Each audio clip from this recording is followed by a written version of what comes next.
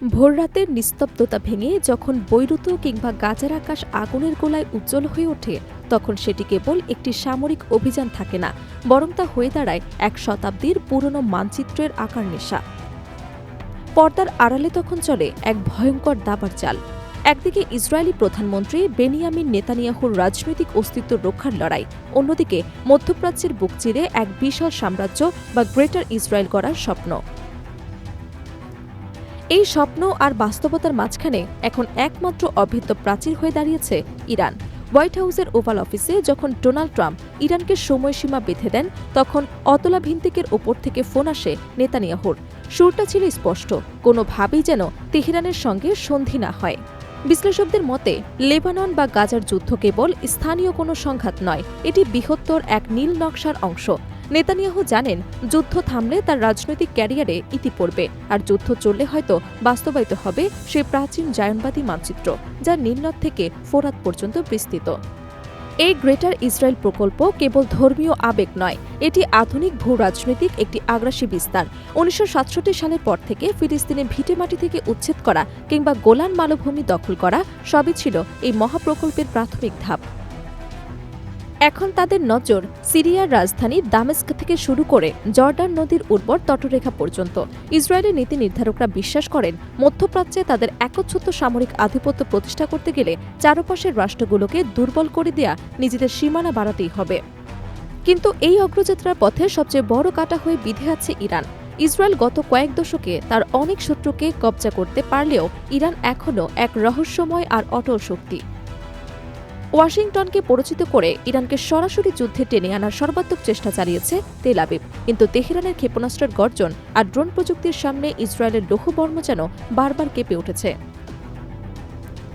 আমেরিকার সরাসরি সাহায্য ছাড়া ইরানকে রুখে দেয়া যে কার্যত অসম্ভব, তা এখন সমরবিদদের কাছে দিনের আলোর মতোই পরিষ্কার।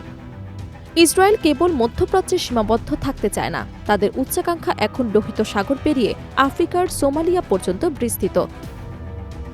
বিভিন্ন আরব রাষ্ট্রের সাথে আব্রাহাম অ্যাকর্ডস বা সম্পর্ক স্বাভাবিক করা চুক্তির আড়ালে মূলত একটি গোয়েন্দা এবং সামরিক জাল বিছানো হচ্ছে। তারা চায় এমন এক আঞ্চলিক নিরাপত্তা বলয়, যেখানে আরব দেশগুলোর মাটিতে বসে ইসরায়েলি সেনারা তখন প্রতিবেশী যে কারোর ওপর হামলা চালাতে পারবে, অর্থাৎ পুরো অঞ্চলটি হবে ইসরায়েলের একচ্ছত্র চারণভূমি। তবে রণক্ষেত্রের বাইরে চিত্রটা ইসরায়েলের জন্য ক্রমেই ধূসর হয়ে আসছে। ইরানের হাতে থাকা হরমুজ প্রণালীর নিয়ন্ত্রণ বিশ্ব অর্থনীতির নাড়ি চেপে ধরেছে। যদি ইরান এই রুট বন্ধ করে দেয়, তবে বিশ্ববাজারে জ্বালানি তেলের হাহাকার নেতানিয়াহুর সমস্ত রণকৌশলকে ধূলিসাৎ করে দিতে পারে। তলোয়ারের চেয়েও এখানে তেলের দাম বেশি শক্তিশালী হয়ে উঠেছে, যা গ্রেটার ইসরায়েলের প্রকল্পের পথে এক বিশাল অর্থনৈতিক বাধা। সবচেয়ে বড় নাটকীয় মোড় আসতে পারে খোদ ওয়াশিংটন থেকে। হোয়াইট হাউসের নিঃশর্ত সমর্থন ছাড়া ইসরায়েলের এর দাপট টিকে থাকা কঠিন।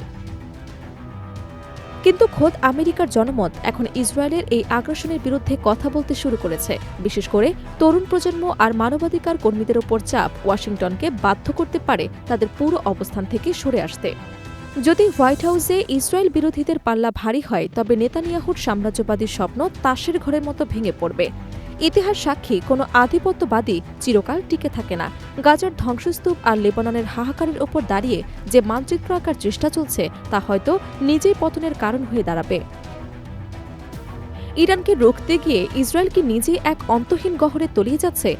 প্রশ্নটি এখন কেবল তাত্ত্বিক নয়, বরং মধ্যপ্রাচ্যের জ্বলন্ত বাস্তব। মধ্যপ্রাচ্যের এই আগুনের লেলিহান শিখা কেবল এই অঞ্চলকেই পড়ছে না, এটি একটি বৈশ্বিক পরিবর্তনের ইঙ্গিত দিচ্ছে। ইতিহাসের পাতায় দেখা গেছে, যখনই কোনো শক্তি চরম সীমায় পৌঁছাতে চেয়েছে, তখনই তাদের পতন ত্বরান্বিত হয়েছে। ইসরায়েলের এই আগ্রাসী মানচিত্র তৈরির নেশা কি তবে তাদের নিজেদেরই ধ্বংসের দিকে নিয়ে যাচ্ছে? নেতানিয়াহুর গ্রেটার ইসরায়েল স্বপ্ন কি তবে স্বপ্নই থেকে যাবে? সময় বলে দেবে ইতিহাসের অমোঘ বিচার।